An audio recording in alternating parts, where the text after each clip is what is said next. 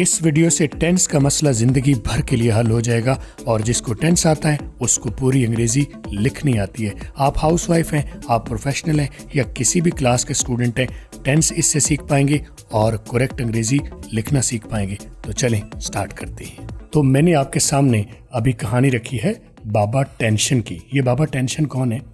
ये बाबा जी टेंशन में है किस वजह से कि इनके 3 बेटे हैं जिनकी आपस में बात नहीं बनती, आपस में इत्तेफाक नहीं है। तो बाप बड़ा परेशान होता है जब उसके बेटों की आपस में बात ना बनती हो, इत्तेफाक ना हो। तो बाबा आपस में, इन बच्चों की आपस में ना बनने की वजह से टेंशन में है। क्यों टेंशन में है? क्योंकि बच्चे आपस में लड़ते रहते हैं, उनके झगड़ते रहते हैं, उनका आपस में कोई हुस्न इत्तेफाक नहीं है। और इसके बाबा जी के 3 बेटों के नाम क्या है? प्रेजेंट, पास्ट और फ्यूचर। पहले भी बता दिया। तो ये इनका इत्तेफाक क्यों नहीं है? जब प्रेजेंट बोलता है तो वो बोलता है, हूँ। जब पास्ट बोलता है तो वो बोलता है था, थी, थे। जब फ्यूचर बोलता है तो वो बोलता है गा, की, गे। तो बाबा जी परेशान है कि कोई ऐसा तरीका निकल आए कि इनकी आपस में बात एक हो। तो बाबा जी अपने बेटों की बेइत्तेफाकी की वजह से टेंशन में है। इस सारे सबक की PDF किताब का लिंक मैंने नीचे डिस्क्रिप्शन में डाल दिया, वहां से जाके फुल PDF डाउनलोड कर लें। तो इस टेंशन को हम कह सकते हैं कि बाबा टेंस हैं या बाबा टेंशन में है। बाबा टेंस या बाबा टेंशन, समझ गए आप? तो अब आपको पता चला कि टेंस का नाम कहाँ से पड़ा। ये मेरी फर्जी कहानी है, लेकिन सच्चे टेंस आपको सिखा जाएगी। पूरी तरतीब से देखिएगा। आप चाहते हैं मेरी सारी वीडियोस आपको सबसे पहले मिले तो सब्सक्राइब कर लीजिए और बेल को ऑन कर लीजिए। तो बाबा टेंशन में है, इसीलिए उनको हम कह देंगे बाबा टेंस हैं। तो बाबा टेंशन कह लें या बाबा टेंस कह लें। अच्छा जी, बाबा टेंस जब परेशान हैं तो उनको फिर सलाह मशवरा करने के लिए कोई उनको जीनियस आदमी मिल गया, कोई समझदार आदमी मिल गया। तो उनको ये वाले भाई मिले हैं जिनसे उन्होंने मशवरा किया है। तो इन भाई ने, इन साहब ने उनको मशवरा दिया, बाबा जी ऐसे ऐसे करें, आपके बेटों का मसला हल हो जाएगा, आप भी खुश हो जाएंगे। तो इन साहब ने क्या मशवरा दिया है? शायद आप इन साहब को जानते हो पहले से, कि उनको बेटों के नाम एक वसीयत लिखवा दी है, उनको इकट्ठा बिठा दिया। बाबा जी को बताया है कि बाबा जी अपने बेटों को आपको बुलाएं, उनको इकट्ठा बुलाएं, उन्हें एक वसीयत लिख भी दें और उनको बोल के सुना दें। और साथ ही क्या करें? बेटों की शादियां कर दें। शादियां लेकिन एक ही टाइम पर तीनों को आप ब्याह दें, शादियां कर दें। जाहिर है शादियां हो जाएंगी तो जिम्मेदार हो जाएंगे, फिक्रमंद हो जाएंगे। तो उनकी शादियां करके उनको जनाब उनके अपने घर वाला कर दिया। इस वीडियो पर 5000 लाइक्स होने पर एक स्टूडेंट को मेरा full video course absolutely free मिलेगा। तो लाइक कर लीजिए ताकि आप भी शामिल हो जाएं। अब बात आ जाएगी वसीयत की। तो वसीयत जो की थी, तो बाबा जी ने जो वसीयत की थी उसमें पहली वसीयत क्या थी? अब आपने वसीयत पर गौर करना है तो आपको टेंस की पूरी समझ आ जाएगी। नंबर 1, तीनों भाई अपने हम असर बच्चों यानी कजन्स का एक ही नाम रखेंगे। यानी प्रेजेंट, पास्ट और फ्यूचर के जो पहले बेटे का बच्चा होगा, लड़की होगी या लड़का होगा, उनका नाम ऐसे रखा जाए कि वो एक ही हो। प्रेजेंट के बच्चे का नाम भी एक हो, पास्ट का नाम भी वही हो और फ्यूचर के बच्चे का नाम भी वही हो। ये शर्त का पहली शर्त है, यानी वसीयत की पहली शर्त है। आपने ज़हन में रखना है कि जब भी प्रेजेंट, पास्ट या फ्यूचर का पहला बच्चा होगा तो उसको हम क्या नाम रखेंगे? एक ही नाम रखेंगे। वसीयत की दूसरी जो शर्त है वो है तीनों भाई हम असर कजन्स को एक ही स्कूल में भेजेंगे। ये फिलहाल मैंने ग्रे कर दिया है, बता दिया आपको, लेकिन इस पर अभी आपको ध्यान देने की ज़रूरत नहीं। जब स्कूल भेजने की बारी आएगी तो इसके ऊपर बात करेंगे। अभी पहली शर्त पर नज़र रखें कि तीनों भाई हमें अपने हम असर बच्चों यानी कजन्स का प्रेजेंट, पास्ट और फ्यूचर के पहले बच्चे का नाम एक ही रखेंगे। अच्छा जी, शर्त नंबर 3 है अगले पैदा होने वाले बच्चों पर भी पहली 2 शराइत पूरी होंगी, यानी उनके नाम एक ही रखे जाएंगे। लेकिन वो वाले नाम नहीं रखे जाएंगे जो पहले के रख लिए। अगले बच्चों का नाम अलग रखा जाएगा, लेकिन कजन्स का आपस में नाम एक ही रखा जाएगा। यानी पहली 2 शराइत उनके ऊपर पूरी की जाएंगी, मगर उन्हें अलग स्कूल में भेजा जाएगा। जो दूसरी शर्त थी, उन्हें स्कूल में एक ही स्कूल में भेजा जाएगा, इनको भी एक ही स्कूल में भेजा जाएगा, लेकिन ये वो स्कूल नहीं है जिसमें पहले 2 बच्चे गए हैं। राइट? अभी ज़्यादा फिक्र करने की ज़रूरत नहीं है, बस आप ये ज़हन में रखें कि पहले जो तीनों कजन्स हैं उनका नाम एक रखा जाएगा। तो इस शर्त के मुताबिक क्या हुआ? कुछ वक्त गुजरा तो इनमें से प्रेजेंट के पहला बच्चा पैदा हुआ, तो उसने क्या नाम रखना है? आप खुद से रख लेगा या आपस में भाइयों से मशवरा करेगा? उसे वसीयत जब याद आएगी कि अगर मैं अपनी मर्ज़ी से नाम रख लूँगा तो बाकी मेरे भाई हो सकता है उसके मुताबिक अग्री ना हो, तो इसे जाना पड़ेगा अपने बाकी भाइयों के पास और डिस्कस करेंगे, मशवरा करेंगे और आपस में मिल के तीनों भाई प्रेजेंट, पास्ट और फ्यूचर, चाहे आपस में नहीं बनती बाकी मामलात में, लेकिन वसीयत तो पूरी करनी है, तो उसके मुताबिक तीनों भाई मिल के बच्चे का नाम डिफ़ाइन करेंगे, रखेंगे, ताकि प्रेजेंट अपने बच्चे का नाम वो रख ले, जब पास्ट के बच्चे का नाम पैदा होगा तो वो भी वही नाम रखेंगे, फ्यूचर भी वही नाम रखेंगे। तो ये नाम पहले ही बच्चे की पैदाइश पर तय हो गया, इंडेफिनिट।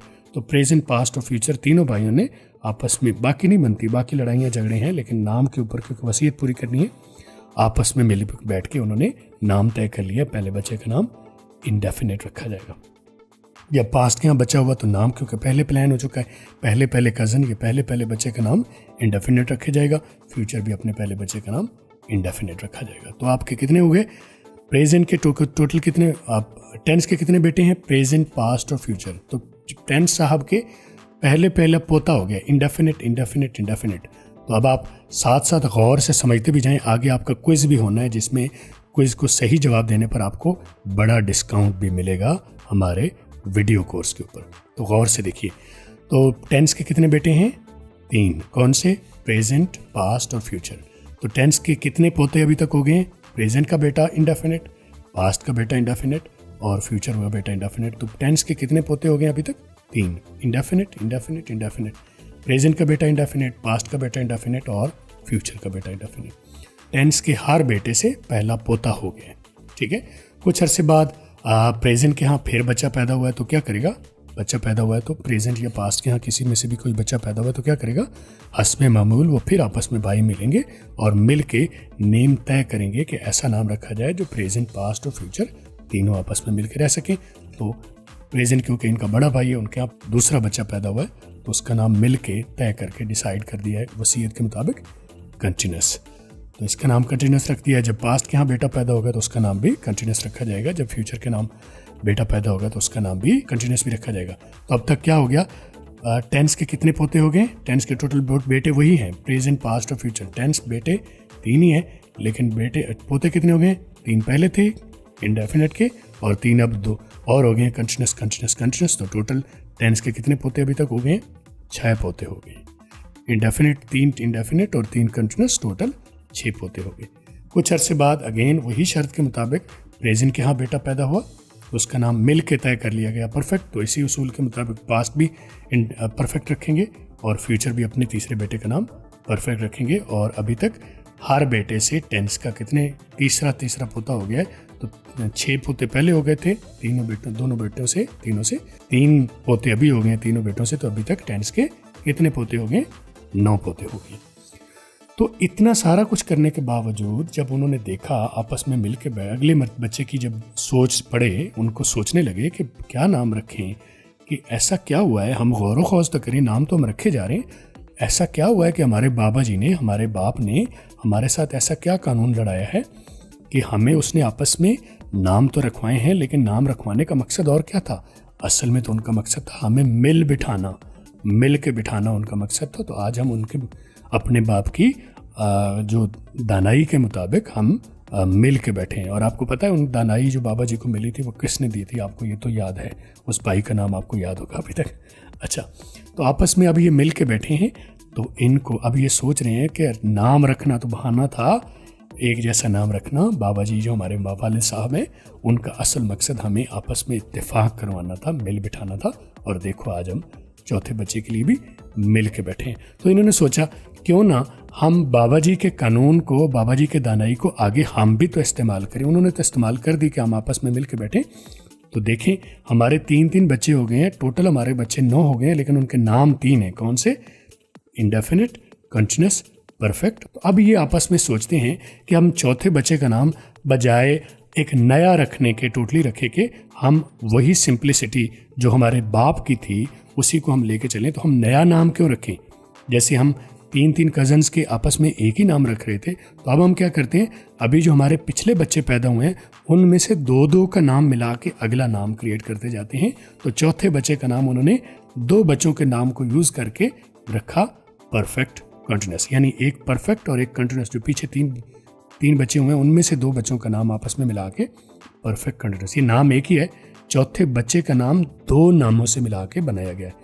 टेंस एक ही है, ये पोता एक ही है, लेकिन इसका नाम 2 नामों को मिला के बनाया गया। तो चौथे बच्चे का नाम क्या रखा? Perfect continuous. तो पास्ट के यहाँ जब बेटा पैदा होगा तो उसका नाम भी परफेक्ट कंटिन्यूस रखा जाएगा। फ्यूचर के यहाँ जब पैदा होगा बच्चा तो उसका नाम भी परफेक्ट कंटिन्यूस रखा गया। तो बाबा टेंस के हर बेटे में से ये चौथा बेटा है। तो अभी तक क्या हुआ है, अब बाबा जी की जो रूह है वो बड़ी खुश है। बाबा जी तो इतने दौर में जब तक 4 बच्चे हुए वो अल्लाह को प्यारे हो गए थे, लेकिन बाबा जी की रूह बड़ी खुश है और वो उन शख्स को, उस साहब को बड़ी दुआएं देती है जिनकी वजह से मसला हल हुआ था। बाबा जी फौत हो चुके तब तक, लेकिन उनकी रूह जो है बड़ी मुतमईन है। अब बाबा टेंशन की रूह बाबा रिलैक्स रूह बन गई है। प्रेजेंट, पास्ट और फ्यूचर के 4 टोटल भाई कितने हैं? 3 है, प्रेजेंट, पास्ट और फ्यूचर, और उनमें से हर एक के आगे indefinite continuous perfect continuous. Past के भी indefinite continuous perfect continuous, future के भी इंडेफिनिट कंटिन्यूस परफेक्ट कंटिन्यूस। अब हम थोड़ा सा डिवाइड कर लेते हैं। तो आपको मैं डिवाइड कर देता हूँ, ये प्रेजेंट, पास्ट और फ्यूचर। अब आप समझने के लिए अगली बात कीजिए कि इनकी मैंने डिवीजन लगा दी है आपके समझने के लिए। बाबा जी को तो मशवरा दे दिया था, जो भी उसके मुताबिक उन्होंने मसला हल कर दिया, लेकिन मकसद तो आपका मसला हल करना है। तो हम क्या करते हैं, ये पहले जो बाबा जी के जो बेटे हैं, बाबा टेंस के जो बेटे हैं, कौन से? प्रेजेंट, पास्ट और फ्यूचर। तो इनको अगर मैं कह दूं प्राइमरी टेंस, तो क्या ये गलत तो नहीं है? पहली नस्ल है बाबा टेंस की, पहली नस्ल, तो इसको हम पहली नस्ल या प्राइमरी टेंस कह देते हैं। तो आप इसका नाम रख लीजिए प्राइमरी टेंस। और आपने गौर किया होगा कि मैंने उनके कपड़े जो हैं प्राइमरी वालों के ग्रीन रखे हैं और उसके ऊपर प्राइमरी टेंस का कलर भी ग्रीन रखा है, ऊपर हाईलाइट भी ग्रीन दी है। अब आगे से आपने इस कलर कोड को ज़हन में रखना है। ग्रीन का मतलब प्राइमरी टेंस। जहाँ भी मैं वर्ड ग्रीन में लिखूं, जब भी मैं इशारा ग्रीन का दूंगा, तो आपने ज़हन में रख लेना है कि मैं किसकी बात करूं, प्रेजेंट, पास्ट या फ्यूचर की बात कर रहा हूँ। और ये कौन से हैं? ये प्राइमरी टेंसेज हैं या बाबा जी की पहली नस्ल है, बाबा टेंस की पहली नस्ल, या सादा तौर पर प्राइमरी टेंस। तो आप इनको कहेंगे प्राइमरी टेंस। और आगे जो इनके बच्चे पैदा हुए थे उनको हम क्या नाम देंगे? उनको हम नाम देंगे सेकेंडरी टेंस। तो अभी से आपकी समझ में ये आ गया कि बाबा जी के कितने बेटे थे? 3। कौन से? प्रेजेंट, पास्ट और फ्यूचर। तो बाबा जी के पोते कितने हुए? 12। कौन कौन से? प्रेजेंट से कितने हुए? प्रेजेंट से हुए indefinite continuous perfect continuous. Present के 4 बेटे, present indefinite, present continuous, present perfect और प्रेजेंट परफेक्ट कंटिन्यूस। इसी तरह पास्ट के भी 4 बेटे हुए, past indefinite, past continuous, past perfect और पास्ट परफेक्ट कंटिन्यूस। फ्यूचर के भी इसी तरह, future indefinite, future continuous, future perfect और फ्यूचर परफेक्ट कंटिन्यूस। अब आपसे मेरा सवाल होने लगा है। तो आपने ये डिवीजन तो मैंने देख ली कि बाबा टेंस के टोटल बेटे कितने हैं? 3, प्रेजेंट, पास्ट और फ्यूचर। बाबा जी के पोते कितने हैं? टोटल 12। और उन पोतों के टोटल नाम कितने हैं? 4, इंडेफिनिट, कंटिन्यूस, परफेक्ट कंटिन्यूस। 3 बेटों में से 4 बेटे, तो 4 दिया 12 टेंस हो। अब इस हर बच्चे का नाम जब लिया जाएगा, जब नाम लिया जाएगा तो उसके साथ पहले बाप का नाम लिया जाएगा, फिर बेटे का नाम। इनमें से किसी बच्चे का भी आपने नाम रखना है, नाम लेना है, बोलना है, तो आप उसके बाप का नाम बोलेंगे और फिर बच्चे का नाम बोलेंगे। तो अब मैं आपको थोड़ा सा क्विज की तरफ लेके चलता हूँ। आप गौर से देखिए, 5 सवाल मैं आपसे करने लगा हूँ। आपने Q1, Q2, Q3 लिख के आपने कमेंट्स में जवाब देना है। Q1 का जवाब देना है। मैं सर्कल करने लगा हूँ इनके ऊपर, आपने बताना है इसका मुकम्मल नाम कौन सा है। यानी कैसे बताना है? पहले बाप का नाम और फिर उस बच्चे का नाम, तो आप इस तरह से मुकम्मल टेंस का नाम बता सकेंगे। तो पहला सर्कल ये आपके सामने रहा। आपने बताना है ये वाले टेंस का नाम क्या है। मैं आपके सामने काउंटिंग करता हूँ, आपने बताना है टेंस। आप कमेंट में बताइए, Q1 लिख के आप बताइए टेंस का नाम।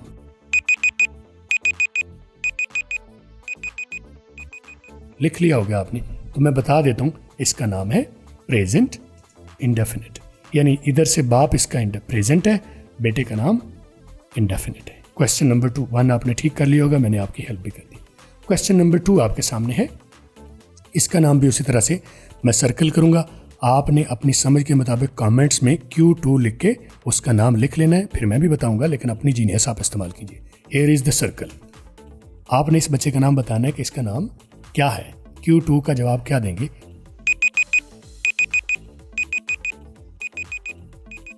तो इसका नाम क्या बनता है? इधर से क्या बनेगा, पास्ट, और इधर से क्या है, परफेक्ट, सीधा सीधा। तो इस टेंस का नाम क्या बनेगा, past perfect. Here is the question number 3। Question number 3 लिखिए और मैं सर्कल करने लगा हूं। आप इसका जवाब पहले कमेंट में लिख लीजिए, फिर मैं जवाब देता हूं। हियर इज द क्वेश्चन, ठीक है। Q3 का क्या जवाब है,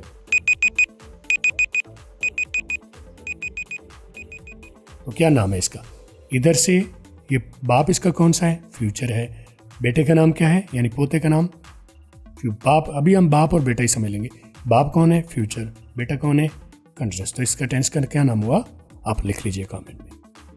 question number 4, here is the circle. इस टेंस का नाम आपने बताना है, इसका नाम क्या है। मैं काउंट करता हूं, आप तब तक टाइप कर लीजिए।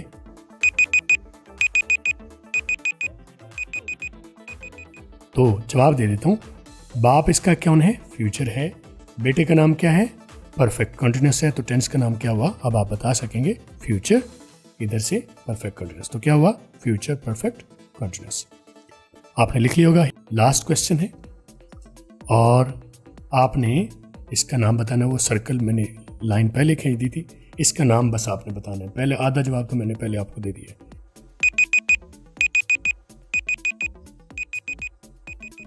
जवाब कमेंट में डाल लीजिए, मैं इसका बता देता हूँ। ये है पास्ट और इंडेफिनिट, पास्ट इंडेफिनिट। तो मैंने 5 सवाल आपको कर दिए। मुझे उम्मीद है आपको सारे जो मैंने कहानी बताई है, नाम कैसे पढ़े हैं, बाप कौन है, बाबा टेंस कौन है, बेटों के नाम क्या हैं, रिपीट कर देता हूँ, रिकैप कर देता हूँ कि टोटल कितने हैं। बाबा जी के बेटे हैं, टोटल कितने, यहाँ से कर लेते हैं कि बाबा टेंस के बेटे कितने हैं, प्रेजेंट, पास्ट, फ्यूचर। इनको हम ग्रीन कलर से हाईलाइट करेंगे और इनको हम क्या नाम दे रहे हैं, प्राइमरी टेंस दे रहे हैं। बाबा टेंस के पोते कितने हैं, 12 पोते हैं। उनके नाम टोटल कितने हैं, 4, इंडेफिनिट, कंटिन्यूअस, परफेक्ट और परफेक्ट कंटिन्यूअस। और ये प्रेजेंट के 4 बेटे हैं, पास्ट के 4 बेटे हैं और फ्यूचर के 4 बेटे हैं। जब भी किसी सेकेंडरी टेंस का नाम बोला जाएगा तो ज़रूरी है कि उसके साथ उसके बाप का नाम भी बोला जाए। जैसे हमारे यहाँ नेमिंग स्कीम होती है हमारी फैमिलीज में भी कि बच्चे के साथ बाप का नाम भी बोला जाता है।